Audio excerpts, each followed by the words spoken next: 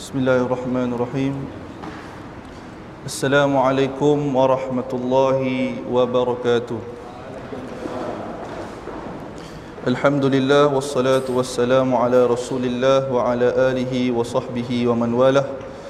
Allahumma salli wa sallim wa barik ala sayyidina wa maulana Muhammadin al-Fatihi lima ughliq wal khatimi lima sabaq nasiril haq bil haq wal hadi ila siratikal mustaqim wa ala alihi haqqa qadrihi wa miqdaril azim fi kulli lamhatin wa nafasin adada ma wasi'ahu ilmuka amin.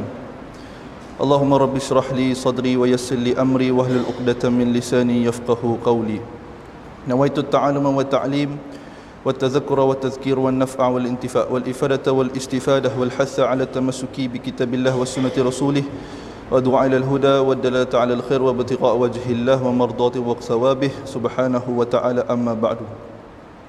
Pertamanya, mari kita sama-sama merafakkan setinggi-tinggi kesyukuran kehadrat Allah Subhanahu wa ta'ala, di mana Allah telah mengurniakan hidayah dan taufiknya kepada kita semua untuk hadir bersama-sama dalam satu majlis ilmu yang membahaskan tentang kitab fiqh mazhab Syafi'i. Dan begitu juga Allah telah memberikan kepada kita hidayah dan taufik dalam menghadiri solat berjemaah bersama dengan imam.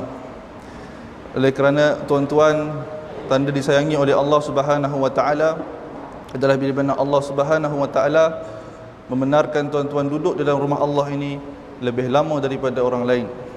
Daripada kebanyakan ahli qaryah yang ada di Kampung Baru ini, Kampung Baru Darat khususnya, tuan-tuan yang telah dipilih oleh Allah Subhanahu wa taala untuk duduk di rumah Allah. Oleh kerana rumah Allah ini adalah hak Allah, bukan hak pengurusi, bukan hak AJK, bukan hak tuan imam, tapi hak Allah. Jadi kalau Allah membenarkan dan menyayangi seseorang itu, maka Allah akan membiarkan ianya duduk di dalam rumahnya selama yang mungkin. Seperti mana tuan-tuan yang telah dipilihkan oleh Allah Subhanahu wa taala, maka ucapkanlah dengan alhamdulillah. Jadi perkara yang kedua, alhamdulillah saya telah berjaya mengumpulkan dana wakaf dan insya-Allah akan sebarkan ataupun diberikan kepada salah ahli jemaah untuk kitab-kitab yang diberikan, iaitu kitab terjemahan Risalah Al-Jami'ah. Jadi saudara Aan boleh tolong sedarkan. Dan kitab ini 10 ini akan diwakafkan kepada masjid. Asas akidah Ahlussunnah wal Jamaah ini akan diwakafkan kepada Masjid Darussalam. Jadi insya-Allah moga-moga ada kesempatan kita akan membuat kelas tentang akidah jikalau diberikan keizinan oleh Allah Subhanahu wa taala. Jadi yang ketiganya, insya-Allah saya akan menjelaskan sedikit tentang manhaj talaqi menggunakan kitab. Jadi tuan-tuan boleh lihat kitab tersebut adalah kitab terjemahan daripada matan Arab yang saya ada kat depan ini. Matan Arab. Jadi ianya ada terjemahan yang mungkin boleh menjadi rujukan untuk tuan-tuan yang dimuliakan oleh Allah untuk merujuk di rumah bila mana sudah selesai kelas. Dan kepada yang melihat dalam video online pun boleh WhatsApp ataupun PM di Facebook untuk mendapatkan kitab tersebut supaya dapat bertelaah dalam online lah, insya-Allah. Jadi kalau kitab tak cukup boleh bagi tahu, ada lagi dalam kereta, insya-Allah saya akan cuba bagi. Jadi insya-Allah dalam kitab ini ianya ada disertakan matan dan juga terjemahan. Jadi matan tersebut adalah yang bahasa Arab, manakala belakangnya adalah terjemahan. Jadi terjemahan tersebut dituliskan di belakang. Jadi tuan-tuan boleh rujuk ketika mana saya membaca matan Arab, jadi tuan-tuan boleh merujuk kepada terjemahan. Adapun jikalau terjemahan saya tidak bersama atau tidak sama dengan apa yang diterjemahkan di sini, ianya adalah perkara yang biasalah bagi orang yang belajar bahasa Arab, kerana terjemahan setiap perkataan bahasa Arab ini mempunyai pelbagai makna. Satu perkataan bahasa Arab boleh berubah bermacam-macam makna, dan terjemahan yang saya akan gunakan adalah terjemahan harfiah, manakala terjemahan di dalam buku ini adalah terjemahan yang telah disesuaikan mengikut kaedah tata bahasa Melayu. Jadi ianya adalah bahasa yang mudahlah. Oleh kerana itu kalau kita talaki grade A lah, kita panggil dia talaki grade A, talaki yang dengan masyayikh, dia akan lantik seorang mukri ataupun seorang yang membaca kitab di sebelah, maka dia akan membaca matan, dan yang mensyarahnya adalah guru di hadapan. Jadi itulah yang talaki grade A, di mana itu talaki yang selalu diamalkan oleh ulama-ulama kita. Tapi telaki yang kedua adalah kita panggil guru baca dan guru syarah. Jadi itu telaki yang grade B lah. Jadi terpulang kita amalkan yang B pun tak apa. Yang penting kita ambil barakah daripada karangan para ulama. Jadi sekarang ini kita dah masuk kepada faslul wudu'. Fasal wudu'. Kita dah habis bab sam'iyat, kita habis bab tauhid dah selesai. Dalam bab tauhid kita selesai, bab iman semua kita dah selesai. Jadi sekarang ini kita masuk bab fiqh, iaitu faslul wudu'. Jadi dalam faslul wudu' ni insya-Allah kita akan baca sama-sama. Bismillahirrahmanirrahim. Qala musannifu rahimahullah wa nafa'ana bi ulumihi fid dharain amin. Faslun furudul wudu'i sittatun.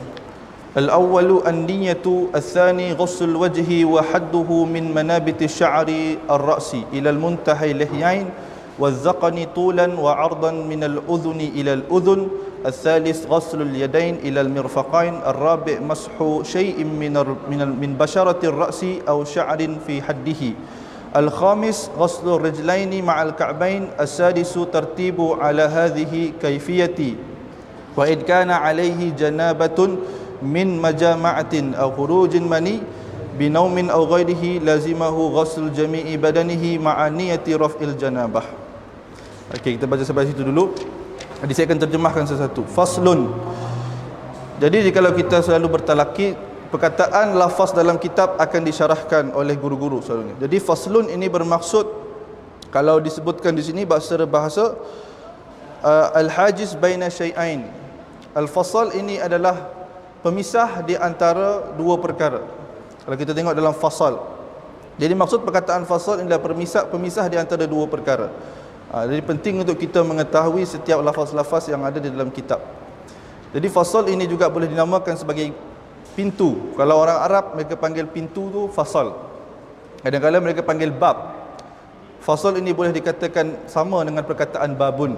Kalau kita babun tu pintulah, babun pintu. Seperti mana kita tahu nama Ahmad Al-Bab itu berasal daripada nama pintu, Ahmad Al-Bab. Ahmad Al-Bab. Jadi Ahmad Al-Bab itu asalnya makna pintulah, Al-Bab, babun. Tapi fasal juga membawa makna yang sama. Jadi faslun adalah pemisah. Seperti mana kita nak kata fasal, itu adalah fasal, pintu masjid, fasal, yang membezakan di antara ruang dalam masjid dan di luar masjid. Maka itu dinamakan fasal. Kalau dalam kitab, fasal ini dia nak membezakan di antara bab yang awal kita bahas bab iman, fasal pemisah, dan seterusnya adalah bab fiqh. Jadi itu yang dia menggunakan perkataan fasal, faslun. Jadi dalam faslun dia menceritakan tentang furudul wudu. Furud ini adalah maksudnya benda yang wajib lah, fardu, kefarduan wudu.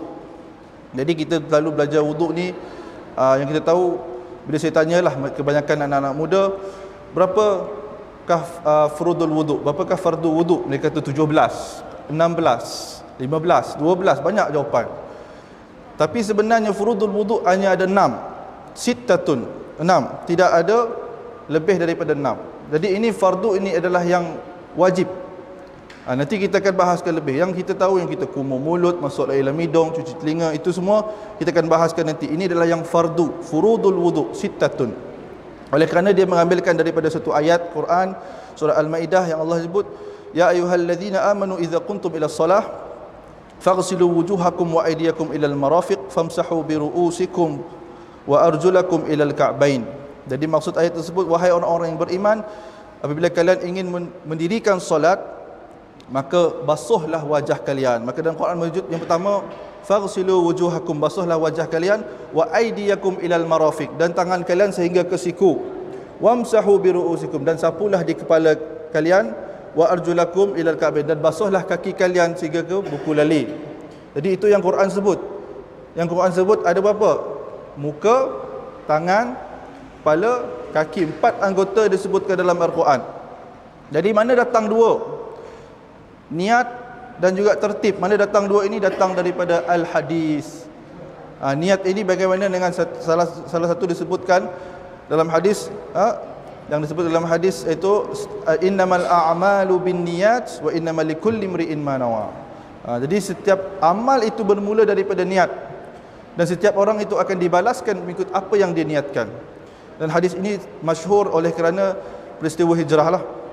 Faman kanat hijratuhu ila Allah wa rasulih wa hijratuhu ila Allah wa rasulih wa man kanat hijratuhu lidunya yusibuha aw imrahatin yankihuha fa hijratuhu ila ma hajara ilaih. Jadi Nabi kata, barang siapa yang berhijrah kerana Allah, maka dia dapat Allah dan Rasul. Kalau dia hijrah kerana dunia yang dia inginkan dan perempuan yang dia ingin nikahi, maka hijrah dia ke situlah. Kerana ini hadis yang disebutkan, diturunkan oleh kerana apa? Oleh kerana peristiwa Ummu Qais, di mana seorang lelaki yang suka pada Ummu Qais ini. Ummu Qais sebut dia ingin berhijrah ke Madinah bersama dengan sahabat-sahabat Nabi. Akan tetapi lelaki tersebut oleh kerana dia suka pada perempuan itu, maka dia ikut berhijrah. Tapi berhijrah kerana apa? Kerana Ummu Qais telah memberikan perjanjian. Dia kata apa? Dia kata, kalau kau suka pada aku, maka kau kena hijrah sekali ke Madinah. Maka dia pun hijrah. Tapi hijrah dia, niat dia kerana apa? Kerana ingin menikahi perempuan tersebut. Maka seperti mana sabda Nabi, fahijratuhu ila ma hajara ilaih. Maka apa yang dia hijrah itu, tujuan dia, maka itulah yang dia akan dapat. Dia hijrah, dia dapat perempuan tersebut, tapi dia tidak dapat redha Allah dan Rasul. Itu adalah yang diambil daripada dalil niat yang pertama tadi, kalau kita baca di sini. Oleh kerana yang pertama sekali dalam fardu wuduk adalah an-niyah. Jadi apakah maksud niat? Jadi niat ini secara ta'rif dia adalah qasdu syai'i muqtarinan bi fi'lih wa mahalluha qalbu wa talaffuz biha sunnatun. Jadi niat ini adalah salah satu tujuan. Dalam hati kita ni ada qasdu, tujuan. Bila kita ada tujuan dalam hati kita, tuan-tuan, kita nak buat ini, maka kita niatkan. Maka kita niat. Kita nak pergi sini, kita dah niat. Itu nama dia qasad. Lepas itu dia kata qasdul syai'i. Kita niatkan sesuatu muqtarinan bi fi'lih, iaitu bersekalian dengan perbuatan kita. Sekali muqtarinan bi fi'lih. Wa mahalluha qalbu, dan tempat niat ini di hati. Jadi tempat ini niat di hati, bukan di lafaz di bibir, bukan. Tapi disebutkan talaffuz biha sunnatun, dan melafazkan niat inilah sunnah. Seperti contoh kita solat, usalli fardhu zuhri arba'ah, itu kita lafazkan. Tapi walau bagaimanapun kita lafaz, kita kena hadirkan niat dalam hati. Itu adalah niat. Begitu juga dengan wuduk, kita lafazkan nawaitul raf'al hadatsil asghar lillahi ta'ala, tapi kita dalam hati kita niat. Dan bilakah waktu untuk berniat? Jadi disebutkan dalam kitab, dalam ni tak ada rasanya, tak ada niat disebutkan. Dan tempat waktu untuk kita berniat adalah ketika mana? Awalul ghusli, pada awal basuhan. Pada awal kita basuh tu kita niat, sampai je air kat muka, maka time itulah kita niat.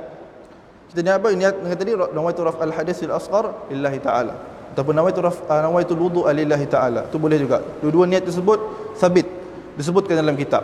Nak guna nawaitu raf'al hadasil asghar ataupun nawaitu wudu' lillahi ta'ala. Dua-dua boleh digunakan. Yang mana tuan-tuan rasa mudah itu bolehlah. Kalau yang tidak boleh berbahasa Arab, guna bahasa Melayu, tak ada masalah. Kalau boleh belajar bahasa Arab, belajarlah guna bahasa Arab, itu lebih afdal. Lebih, orang kata lebih feel lah, lebih zauq. Jadi sittatun, jadi niyah ini adalah perkara yang sangat-sangat kita perlu untuk tanamkan dalam diri kita. Kerana berkemungkinan ada yang tidak tahu, mungkin ada baru tahu, yang dah tahu. Jadi kalau yang dah tahu, mungkin ini jadi sebagai, orang kata, murojaah ataupun bulan kaji. Yang tak tahu mungkin dah mula sekarang boleh ubah, iaitu bila waktu kita berniat. Al-awwalun niyah. Al-thani ghuslul wajhi, iaitu membasuh muka. Dan bagaimanakah keadaan basuh muka ini? Jadi basuh muka, tempat dia iaitu wahadduhu min manabiti sya'ri. Jadi tempat muka ini dinamakan manabiti sya'ar, ini adalah di tempat tumbuhnya rambut. Ini adalah muka. Manabiti sya'ri ar-ra'si, sini mata sya'ri, tempat tumbuhnya rambut. Ila muntahai lihyain, iaitu tempat berakhirnya janggut. Di sinilah sampai sini. Sini adalah bawah ni semua dipanggil muntahai lihyain. Kalau diterjemahkan adalah tempat dua janggut kita tumbuh. Dua janggut tumbuh, muntahai lihyain. Wa zaqni tulan, dan untuk tinggi dia, tulan ni diterjemahkan dalam buku disebut tulan matan Arab, tapi dalam bahasa Melayu tak diterjemahkan. Wa zaqni dia dagu sampai ke sini, sampai ke manabiti sya'ri ini, itu nama dia tulan, tempat muka sini. Dan daripada ardon, daripada lebar dia muka kita, daripada cuping telinga ke cuping telinga. Jadi itu adalah had wajah. Kalau satu tempat ini tak kena tuan-tuan, maka tak sah wuduk. Wuduk tak sah. Sebab itulah kita kena bagi dia alirkan seluruh air tersebut di had wajah. Kalau tak masuk dalam had wajah, maka tak sah wuduk kita. Sebab itu kita perlu tahu manakah had wajah. Had wajah tadi seperti mana saya sebut, daripada mana binti sya'ri, itu daripada tempat tumbuhnya rambut sampai ke bawah tempat kita tumbuh janggut ni, muntahil lihyain, tempat akhir tumbuh janggut. Kalau jarang kita tumbuh janggut kat sini tuan-tuan. Tumbuh janggut pun paling-paling bawah ni. Kita sendiri tahulah mana tempat berakhirnya tumbuh janggut. Akhir tumbuh janggut. Dan bagaimana dengan yang janggut tebal, yang janggut nipis? Jadi itu diperbahaskan dalam kitab-kitab lain lah. Orang yang berjanggut tebal ni, kalau nak tahu tebal tak tebal, kena lihat haddul mukhatib, iaitu had orang yang berbicara. Jikalau janggut yang nipis ni, macam saya ni nipis lah, saya nipis. Kalau janggut yang tebal, contoh macam yang saya kenal Om dulu, Abang Azhar, janggut tebal. Jadi jikalau kita lihat janggut dia, bila dalam had mukhatib ini jarak dia 1 meter. 1 meter lah jarak SOP lah, 1 meter. Kalau kita dapat lihat kulit dia daripada janggut, maka itu menunjukkan janggut dia tak tebal. Macam janggut saya ni tak tebal, tak ada janggut lah ni, sikit je. Kalau yang tebal tu kita tengok dalam had mukhatib tak nampak kulit, maka itu tebal. Jadi kalau yang tak tebal ni, dia bila basuh muka cukup sekadar dia basuh semua, kena basuh semualah. Tapi kalau yang janggut tebal, cukup sekadar sapu saja, tak perlu dia nak. Tapi disunahkan dalek. Dalek ni maksud dia menyelat, disunahkan. Jadi kalau kita nak demo dia susahlah sebab tak ada air kan. Tapi kita ambil contohnya, yang disunahkan adalah bila kita ambil air, kita akan alirkan air daripada atas ke bawah dan ratakan ke semua muka. Selagi mana tangan kita tidak angkat, maka yang tidak akan jadi mustakmal. Jadi kita sapukan, ratakan semua sampai ke daripada ibu jari kita sampai ke bawah dagu. Jadi kita sapukan semua. Tu tarik ke muka sampai ke dalam biji mata pun kita tarik. Supaya apa? Supaya meratakan air. Meratakan air itu penting, meratakan air. Jadi bila kita dah sampai, dah tahu perbezaan dia terjanggut, maka janggut yang nipis ni kena basuh lah. Jangan tak basuh. Dan orang yang janggut tebal cukup sekadar sapu. Disunahkan untuk digosoklah janggut dia. Supaya apa? Supaya air sampai ke dalam. Disunahkan. Wa asalis ghuslul yadain. Dan yang ketiga adalah membasuh tangan. Jadi di manakah had tangan? Itu kita kena tahu. Had tangan. Ghuslul yadain, kullu yad asliyah al-zaid tasabbut bil asliyah au hadithha. Jadi tangan ini tempat dia adalah daripada bermulanya kuku. Yang sini tangan ni sampailah ke sini siku, mirfaq ini namanya mirfaq. Mirfaq dan ke atas nama dia lengan. Tak sama. Jadi kita akan basuh daripada tangan ini sampailah ke mirfaq. Ini namanya mirfaq, tulang sini, mirfaqain. Kerana mirfaq ini kalau kita basuh dia ada banyak macam kaifiah tuan-tuan. Macam-macam mazhab lah ada. Jadi kalau kita tengok orang wuduk macam-macam lah, ada macam ni, ada yang macam ni, air terus alir. Jadi terpulang macam mana cara. Yang penting jangan buat perkara makruh seperti membazir air. Jangan membazir air. Tapi kalau boleh kita tengok di mana saya tengok di Oman tak saya, dia gunakan wuduk dia tempat yang automatik. Kalau kita tak tangan baru dia keluar air. Jadi itu menjimatkan. Orang kata ikut sunnah lah. Kalau kita ni buka air paling kuat, paling kosok macam tu. Kalau anak-anak murid saya memang kebanyakan berwuduk, dia main macam tu je. Tu tak sah tuan-tuan. Dia kena digosokkan, dikatakan. Kalau ada yang menggunakan air, dia boleh tadah air dulu dan dia akan dialir ke bawah dan digosok sehingga sini, gosok. Dan kalau menggunakan kolam, ataupun kalau di masjid selalunya masyhur ada kolam. Jadi kalau menggunakan kolam pun kita kena tarik juga daripada bawah, kita cedok, kita alirkan juga. Sama-sama kaifiat dia. Kerana saya dulu pernah berdebat dengan seorang pelajar lah dulu, masa saya belajar dulu. Dia kata wuduk daripada atas ke bawah ni, dia kata tak sah kerana jadi mustakmal. Tapi tu saya tak tahu sangat. Jadi saya iyalah. Bila saya belajar balik, dia tu memang suka gebang lah, suka cerita tipu-tipu. Jadi memang dia punya ajaran tu salah. Sebenarnya kalau nak mustakmal, selagi mana basuhan yang pertama yang daripada kita mengangkat hadas itu adalah air mustakmal, yang keluar daripada anggota kita, yang tumpah daripada kulit kita ni, anggota tubuh kita, maka itu digelarkan mustakmal. Jadi kalau selagi mana kita gosok, tak kira lah kita cuci daripada atas ataupun kita tadah daripada bawah ke atas, jadi itu tak ada pun menjadikan air tersebut mustakmal selagi mana dia masih berada di tubuh badan kita dan kita gosok. Lagi-lagi kalau tuan-tuan pergi umrah, travel agency umrah dia akan sediakan satu botol spray untuk jemaah-jemaah berada di Masjidil Haram. Kerana apa? Kerana nak wuduk sana kan jauh, jadi dia bagi spray untuk kita apa? Untuk kita memudahkan wuduk. Jadi wuduk tu pun cukuplah dia spray, air tu mengalir. Cukup syarat dia ghuslu ini, maksud dia cukup dia mengalir air dia. Mengalir, alir kita nampaklah air tu mengalir. Jadi jika dia mengalir, air tu kita boleh gosok terus, sah wuduk kita. Jadi itu yang menunjukkan Islam ni mudahlah, tak perlu kita nak guna air yang banyak. Jadi itu membasuh tangan. Ar-rabi', yang keempat adalah mashu syai'in minal basyaratir ra'si aw sya'din fi haddihi. Jadi yang keempat adalah membasuh pula. Mashu ni maksud dia menyapu. Jadi perbezaan di sini di antara menyapu dan juga membasuh. Kalau membasuh ni banyak guna air, tapi kalau kita mashu ni dia guna sikit je air, cukup satu sapu. Kalau dekat mashu ni dia ada satu amalan yang khuruj minal khilaf, orang kata keluar daripada khilaf. Kerana mazhab Maliki mereka mewajibkan sapu seluruh kepala. Kalau tak sapu seluruh kepala tak sah wuduk. Jadi ulama-ulama Syafi'i dia mengajarkan kepada mazhab penganut mazhab Syafi'i untuk keluar daripada khilaf. Dia kata sapu seluruh kepala. Cara dia macam ni tuan-tuan, kita ambil air, letakkan ibu jari kat sini, maka kita akan sapu ke bawah, tarik ke belakang, lepas. Tak buat lagi sekali, lepas untuk. Kita ambil air untuk 3 kali. Itu adalah cara wuduk daripada mazhab Maliki. Jadi tujuan ulama mengajarkan perbuatan tersebut adalah untuk keluar daripada khilaf. Itu paling afdal lah buat. Kalau kita tengok mazhab Syafi'i punya syarat, kalau tuan-tuan sapu macam ni pun dah sah dah. Sapu sikit tepi dah sah dah. Kerana dia kata apa? Dia kata mashu syai'i, sapukan sesuatu min basyaratir ra'si, daripada kulit kepala. Jadi sapu tepi ni pun sapu sikit je dah sah. Jadi itu mazhab Syafi'i. Kalau masalah air lah, kalau ada masalah air, buatlah khuruj minal khilaf tadi, kita sapukan seluruh kepala dengan air. Kalau tuan-tuan ada tengok ceramah Ustaz Abdul Somad, dan dia cerita dia belajar kat Morocco, kat Darul Ahsani, dekat Morocco.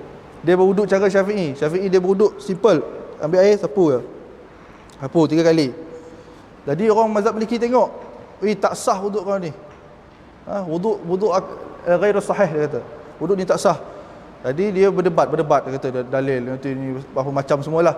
Tapi bila orang yang faham tentang mazhab, faham tentang fiqh, maka dia akan kata dia ni mazhab Syafi'i, jadi kita tak boleh salahkan dia. Jadi bila ada pertembungan di situ, kita kena berlapang dada. Walaupun mazhab Maliki tadi kata wajib bagi kita membasuh seluruh kepala, tetapi dalam mazhab Syafi'i kata tak wajib, cukup sekadar kita sapu sesuatu daripada kepala. Kerana Allah sebut dalam Quran tadi wamsahu bi ru'usikum, dia tak sebut wamsahu bi kulli ru'sik, sapulah sebahagian kepala. Dan bukan maksud Allah tadi sapulah seluruh kepala, Allah tak sebut dalam Quran. Jadi itu ulama telah ada berbeza pandangan di dalam menafsirkan ayat Al-Quran tersebut. Kerana itulah berlaku khilaf dalam mazhab Maliki, mazhab Hanafi. Kalau kita kan ada tertib, kalau mazhab Hanafi tak ada tertib. Tuan-tuan nak mula kaki dulu pun boleh. Kaki dulu, lepas tu kepala, lepas tu muka, terpulang. Itu adalah mazhab Hanafi. Mazhab Hanafi tak ada tertib. Tapi mazhab Syafi'i, dia tengoklah macam mana Imam Syafi'i susun. Dia ikut kepada hadis Nabi yang menyebutkan bada'u bima bada'allahu bih. Mulalah daripada apa yang telah Allah mulakan. Jadi Allah mula daripada basuh muka, lepas tu daripada basuh tangan, lepas tu sapu kepala, lepas tu basuh kaki. Jadi Nabi dah ajar kita ikut tertib. Itu dalil daripada mazhab Syafi'i. Maka kita pun ikutlah tertib yang telah disusunkan oleh Allah sendiri dalam Al-Quran. Kalau tuan-tuan tengok dalam bab wuduk ni, Allah ajar tafsil. Tak macam solat. Kalau solat Allah sebut dalam Quran, Allah sebut dalam Quran tentang wa iqamis solah wa ita'iz zakah. Allah sebut macam tu je. Dirikanlah solat, Allah kata. Tunaikanlah zakat, tapi Allah tak cerita macam mana solat. Solat itu berdiri macam mana. Tapi solat itu diajarkan oleh Nabi. Sallu kama ra'aitumuni usalli. Solatlah sebagaimana kamu lihat aku solat, itu kata Nabi. Dan bila nak sahabat-sahabat melihat Nabi solat, jadi itu boleh timbul khilaf pula. Timbul khilaf tadi, ada mazhab Syafi'i solat macam ni. Kalau mazhab Maliki solat lepas tangan. Ada mazhab Hambali atas sikit. Kalau mazhab Hanafi bawah perut. Jadi dia ada berlaku khilaf itu oleh kerana apa? Oleh kerana disebutkan dalam kitab lah, mereka menceritakan bahawa para sahabat ini pada zaman Nabi dulu, mereka melihat Rasulullah solat dalam keadaan yang berbeza-beza. Ada keadaan macam ni, ada keadaan macam ni. Jadi mereka melihat ada saf-saf yang beza, jadi jauh. Dan itulah kerana timbulnya khilaf tersebut. Tetapi khilaf tersebut adalah rahmat lah. Kalau kita tengok adalah rahmat. Adapun khilaf tersebut hanyalah khilaf pada bab furuk, bukanlah bab usul. Bab furuk ni maksudnya bab ranting lah. Bab yang orang kata bab kecil-kecil, bab meletakkan tangan. So meletakkan tangan ni bukan benda yang wajib dalam solat. Tapi itu adalah yang berlaku dalam khilaf-khilaf dalam bab wuduk. Kalau tadi bab menyapu kepala, mazhab Maliki wajib, tapi kita menyapu kepala ni wajib, tapi menyapu sebahagian kepala sahaja. Kalau mazhab Maliki tadi menyapu seluruh kepala. Jadi kalau tuan-tuan nak amal, better amal yang tadilah, yang sapu seluruh kepala tu yang diajarkan. Kami dulu belajar pun diajarkan untuk khuruj minal khilaf, keluar daripada khilaf ulama, maka dia ajar sapu seluruh kepala. Jadi itulah kaifiat dia. Jadi yang kelima, al-khamis ghuslul rijlain ma'al ka'bain. Yang kelima adalah membasuh kedua kaki bersama dengan buku lali. Itu yang kelima. Jadi membasuh kaki ini, had dia adalah daripada kaki ni sampai ke buku lali yang dua tulang dekat kaki kita tu, itu nama dia ka'bain ataupun buku lali. Maka bila kita membasuh dia, wajib membasuhkan keseluruhan dia. Basuh keseluruhan, dan jari-jari kaki pun kita selat. Dan disunahkan untuk setiap jari itu diselati dengan jari kelingking. Jari kelingking kita selat itu. Selat masuk kaki kanan dululah, kaki kanan dulu. Selat masuk dalam. Kemudian lagi sebelah kiri, kemudian sama, dan ratakan. Dan apabila untuk mendapatkan pahala sunnah, maka kita lebihkan sedikit basuhan tersebut daripada buku lali itu, atas lagi daripada buku lali, maka ada ganjaran pahala. Ganjaran pahala dia adalah ganjaran yang sangat besarlah daripada Allah SWT. Dan dikatakan barang siapa yang melebihkan basuhan wuduk dia, maksudnya basuh sampai ke lengan, maka dekat akhirat nanti Nabi kenal, ataupun dia akan bercahaya. Dan cahaya wuduk tersebut akan membuatkan Nabi SAW kenal di akhirat nanti. Jadi itu kelebihan dia, basuh lebih-lebih. Tapi jangan lebih-lebih membazir. Sampai basah baju semua. Jadi hati-hatilah. Jangan basah-basah baju. Dan itu adalah basuh kaki yang kelima. Yang keenam, at-tartib ala hadhil kaifiyah. Yang keenam adalah tertib. Tertib iaitu huwa an la yuqaddim udwan ala udwin. Tertib ini maksudnya dia mendahului anggota yang tadi disebutkanlah. Contohnya bila disebutkan muka dulu, lepas tu tangan. Jadi itu tertib. Dia mendahulukan dan tidak mendahulukan sesuatu anggota pada anggota yang lain tanpa ada dalil itu. Jadi oleh kerana bab wuduk ini, dia adalah bab yang disebutkan sebagai dalil yang qat'i daripada Quran. Bab itulah dia dibahaskan secara detail oleh Allah Subhanahu Taala di dalam Quran. Dan wuduk ini juga adalah ibadah infiradilah, ibadah munfarid, ibadah yang sendiri-sendiri. Oleh kerana itulah Allah menjelaskan secara tafsil dalam Al-Quran. Dia jelaskan secara tafsil supaya kita dapat berwuduk dengan lebih sempurna. Dan bab wuduk ini tuan-tuan, ianya bukan sahaja basuh anggota zahir kita. Ianya yang penting ia adalah membasuh dalam batin kita. Kalau kita lihat dalam satu hadis Nabi SAW, yang mana Nabi ada menyebutkan, la yusbighu abdul wudu'a abdun al wudu'a illa ghufira lahu ma taqaddama min dhanbihi wa ma ta'akhkhar. Jadi disebutkan hadis Nabi, apabila seorang hamba tu dia menyempurnakan wuduknya, tidaklah dia dah mendapat, melainkan dosa-dosa dia diampunkan daripada yang dahulu dan yang akan datang. Itu kelebihan dalam mengambil wuduk ini.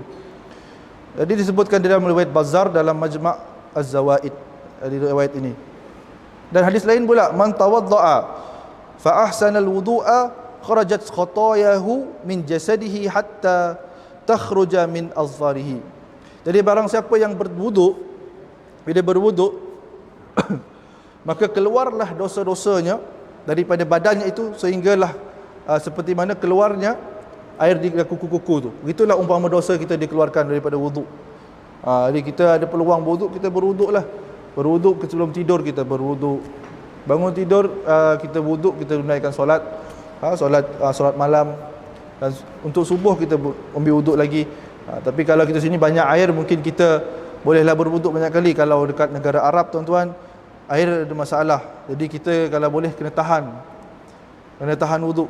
Kalau nak kentut kena tahan tuan-tuan. Kalau tak nanti susah nak cari air.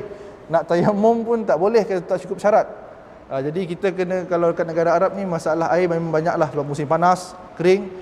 Mereka gunakan air yang mereka pump daripada tanah. Jadi kalau tak ada air, habislah, tak ada air satu kota. Bila tak ada air, maka kami terpaksa pergi ke masjid-masjid untuk cari air, kata ada air ke. Kalau ada air, kita berwuduk. Dan mereka akan takung air tu untuk sebulan. Mereka ada beli tank besar untuk takung air sebulan. Jadi kalau ada yang simpan air tu, alhamdulillah lah, kita orang boleh tumpang wuduk. Kerana kalau kita nak syarat tayamum ni, kena cari air dulu. Kalau betul-betul tak ada air, baru kita boleh tayamum.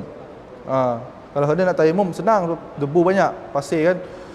Jadi kalau sini, kita boleh berwuduk sentiasalah, air kita Masya Allah banyak. Nikmat Allah beri, alhamdulillah. Tetapi kalau kita nak lihat ulama-ulama dahulu, seperti contohnya Al-Imam Abu Hanifah radhiyallahu ta'ala anhu, diceritakan oleh anak murid beliau, Abdullah bin Mubarak. Dia ceritakan guru dia mengamalkan satu wuduk untuk 5 kali solat selama 40 tahun.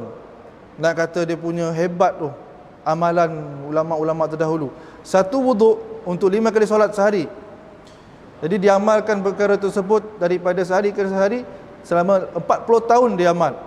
40 tahun dia amal satu wuduk 5 waktu kali solat. Kalau kita tuan-tuan, satu wuduk satu solat. Kata satu wuduk 2 solat. Itu paling kurang lah, satu wuduk 2 solat. Kalau kita ni asyik terkentut, kita punya pemakanan dan kita punya perut ni tak seperti ulama-ulama dahulu. Ulama dahulu mereka punya zuhud, kadang-kadang tak makan. Seperti Imam Ibnu Hajar Al-Haytami, dia kata selama dia menuntut ilmu, dia tak pernah makan daging. Selama dia hidup 40-50 tahun tak pernah makan daging. Jadi nak kata mereka zuhud itu. Mereka berwuduk. Imam Bilal bin Rabah pun sama juga cerita saya. Bilal bin Rabah adalah orang yang suka berwuduk, yang memulakan solat sunat wuduk, solat sunat mutlak. Oleh kerana perbuatan daripada solat sunat mutlak tersebut, Nabi SAW mengatakan, wahai Bilal, aku mendengar tapak kakimu di syurga. Allahu Akbar. Mengatakan dia, habis dia berwuduk dia buat solat sunat. Habis wuduk dia buat solat sunat. Jadi solat sunat wuduk ini dikira sebagai solat sunat mutlak lah. Dia tak ada niat apa-apa pun. Dia solat usalli sunatul mutlak. Allahu Akbar. Itu dia angkat, dia takbir, maka itu dikira solat sunat mutlak. Jadi kalau kita nak buat solat sunat mutlak ini, digalakkanlah perkara yang sunnah. Jadi bila kita buat solat sunat mutlak, mungkin kita akan mendapatkan ganjaran dan kasih sayang daripada Allah SWT. Dan daripada berwuduk ini juga tuan-tuan, daripada kita belajar tadi, yang pertama niat, yang kedua membasuh muka, yang ketiga basuh tangan, yang keempat adalah menyapu kepala, yang kelima basuh kaki, yang keenam tertib. Semua ini adalah ajaran daripada Nabi. Hikmah dia apa? Hikmah dia, Nabi ini diturunkan kepada bangsa yang ummi, yang tak reti baca, tak reti apa, bangsa yang orang katakan sebagai uncivilized, yang tak ada tamadun. Sehingga kan kerajaan Rom dan Parsi yang ada di kedudukan Arab ketika itu tidak mahu menawan bangsa Arab. Kenapa? Mereka ini tak ada tamadun, berkelahi sama sendiri. Malah ada kabilah-kabilah sama-sama Arab pun kelahi. Mereka berkelahi, dan sehingga kan orang kata mereka ni tak ada tamadun. Bila Nabi turun, maka Nabi lah yang mengajarkan kepada mereka kebersihan diri, mengajarkan kebersihan. Jadi dalam wuduk ni dia mengajar kebersihan, kebersihan daripada sudut wuduk, mandi wajib dan sebagainya, dan beristinja. Orang-orang Arab ni kalau dulu mereka terkenal dengan bau busuk, dan orang stok penggah ceridak pengotor orang Arab. Kalau itu memang hakikat tuan-tuan. Kalau tuan-tuan pernah pergi umrah, tuan-tuan boleh pergi ke tandas-tandas dekat Mekah lah, yang luar kota, bukan dekat dalam Masjidil Haram, dekat luar tu. Dekat luar tu, tengoklah dia punya keadaan toilet dia macam mana. Masya Allah, tabarakallah, kita nak berak pun masuk balik tu. Sebab orang kata geli.